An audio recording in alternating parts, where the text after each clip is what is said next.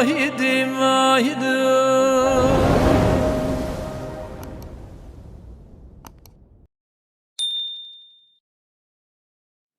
Mes très chers amis, nous nous retrouvons pour un nouveau partage sur YouTube. J'aimerais que nous puissions, durant ce mois de Hadar, alors que nous sommes aujourd'hui le 5 Hadar 5786, nous sommes dans le mois de Purim, c'est le mois du don. Nous venons de lire Parashat Trouma hier.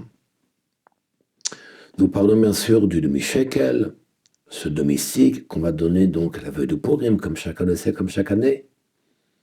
Mais essayons de nous approfondir sur cette mitzvah extraordinaire. Donner. Donner tzedaka et comment donner. On doit donner effectivement un demi-shekel, machatzit à shekel. Ze yitnu, la Torah dit, kol haover ala pekodim, miben, esrim, shana mamala.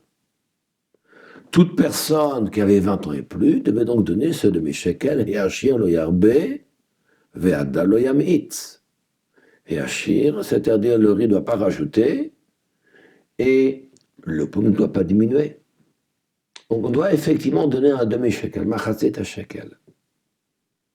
N'est-ce pas en contradiction avec ce que la Torah écrit?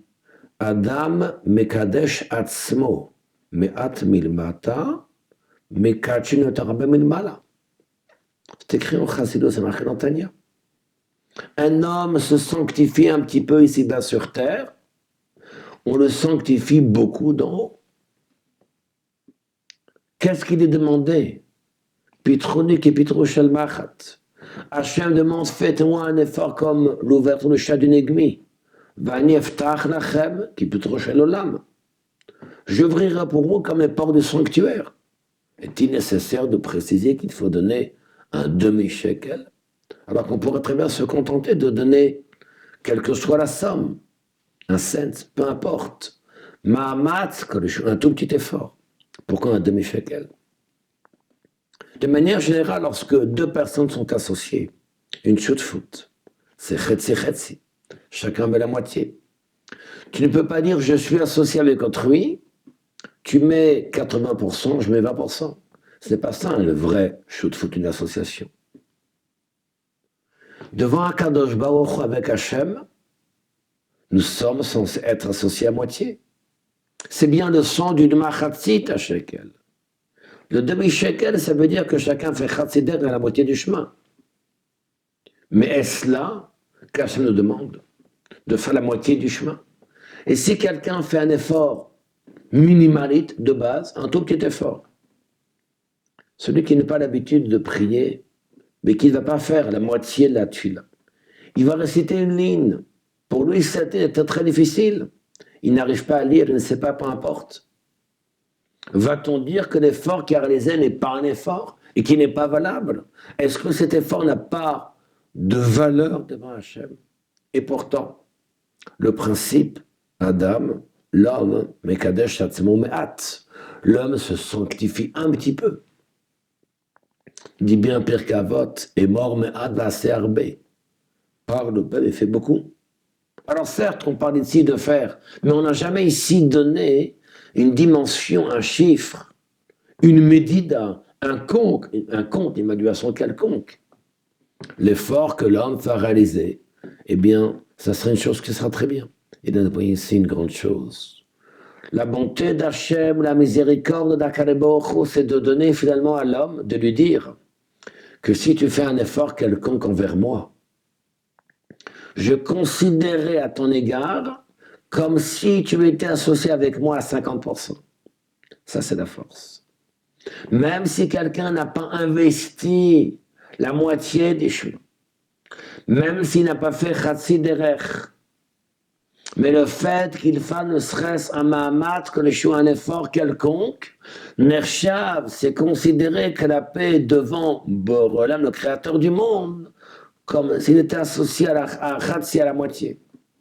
Et c'est la raison pour laquelle ce Machatzit HaShekel, ce demi-shekel en réalité, en filigrane, représente l'effort qu'un juif pourra faire. Même si ce n'est pas la moitié, quel que soit l'effort. Donc, comment donner? Donne quelque chose. Ten machéo.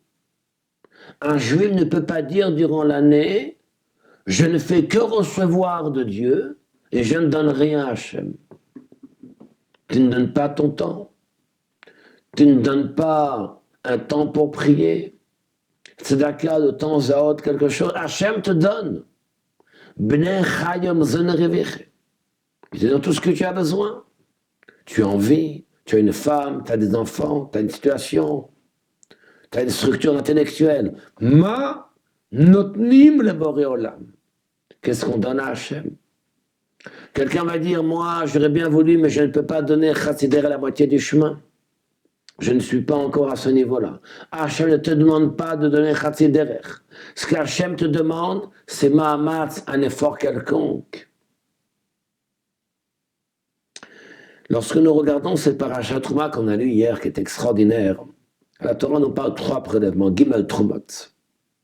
Il y a un prélèvement pour les korbanot, il y a un prélèvement pour les Dan Mesok, il y a un prélèvement pour l'entretien de Mishkan. Il fallait donner effectivement pour les korbanot, Machatzit HaShekel, demi-shekel, pareil pour le socle. Par contre, pour l'inauguration de Mishkan, pas l'inauguration, excusez-moi, pour l'entretien de Mishkan, chacun donnait ce qu'il voulait. Intéressant de voir que les 2 prélèvements qui sont pour l'entretien de Mishkan et pour les socles de Mishkan sont marqués en allusion. Marqués en allusion. Il n'y a que finalement pour les korbanot, pour les sacrifices, qui représentent, je dirais, la raison d'être du Mishkan, où là il est marqué qu'on va effectivement donner un demi-shekel, pour avoir le pardon, donc les sacrifices, etc. Mais comment se fait-il que Trumat Adanim, que le prélèvement pour les socles et les prélèvements pour l'entretien sont marqués Beremez en allusion? Vous savez que quand une personne dans Tzedaka,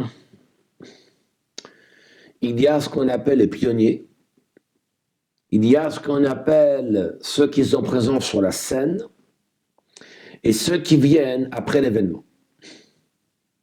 Il y a le gala que tu organises avec tout le faste qui est dû. Ça, c'est ceux qui vont donner effectivement la construction. Mais avant la construction, il y a d'abord ici les pionniers. Toute la achana de préparation. Et après la construction, il y a ce qu'on appelle l'entretien. L'entretien qui ne coûte pas moins cher que la construction elle-même dans certains cas. Va-t-on croire que celui qui a une importance, c'est celui qui est présent sur la scène et qui va donner de l'argent uniquement pour la construction, pour ce que représente le Mishkan, pour les sacrifices? Certes, qui est important.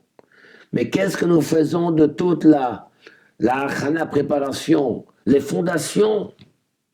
Qu'est-ce que c'est que le Mishkan? Avant de faire un sacrifice, il faut d'abord avoir un Mishkan. Et ces fondations sont les socles. On appelle ça les Adanim, les socles du Mishkan, qui ne sont pas moins importants, parce que si tu n'as pas de fondations, tu n'as pas de Mishkan, tu n'as pas de sacrifice. Même si tu as un Mishkan, si tu n'entretiens pas ce Mishkan se détériore. Et finalement, tu n'as plus de Mishkan, tu n'as plus de tabernacle, tu ne pourras pas apporter de sacrifice. Donc il y a finalement devant nous 3 prélèvements. Il y a les socles de Mishkan, premier prélèvement, Adanim. Il y a les sacrifices, il y a ce qu'on appelle Bedek Habayit, l'entretien. Et finalement, la Torah veut nous dire que les 2 prélèvements, qui sont pour les socles et pour l'entretien, qui ne sont pas dans le faste, qui sont davantage cachés, parce que sur le devant de la scène, finalement, qui sait comment est sur le devant de la scène? Ceux que l'on verra porter un korban. Mais celui qui était présent au moment de mettre les fondations, et celui qui va être présent après, lorsqu'il est nécessaire d'entretenir, ils sont placés en second plan. Ils sont un peu en allusion Beremez. La Torah va nous dire, sache qu'il n'y a pas moins d'importance à ceux qui sont placés en avant-plan et après-plan ceux qui sont dans les fondations comme ceux qui sont après, pour l'entretien du Mishkan, ils n'ont pas moins d'importance que les sacrifices qu'il faut apporter. Et pour nous, c'est un enseignement. Il ne suffit pas uniquement d'être les fondateurs, il ne suffit pas uniquement d'être présent pour donner. La question, c'est l'entretien du Mishkan. Et ça, c'est le point le plus important. Eh bien, faisons en sorte, comment donner? Il faut savoir donner sur les fondations, il faut savoir donner sur l'événement lui-même, et il faut savoir également donner sur l'entretien, sur la continuité. Et qu'Hachem fasse que nous puissions être les acteurs de la tzedaka sous toutes ses formes. À très bientôt.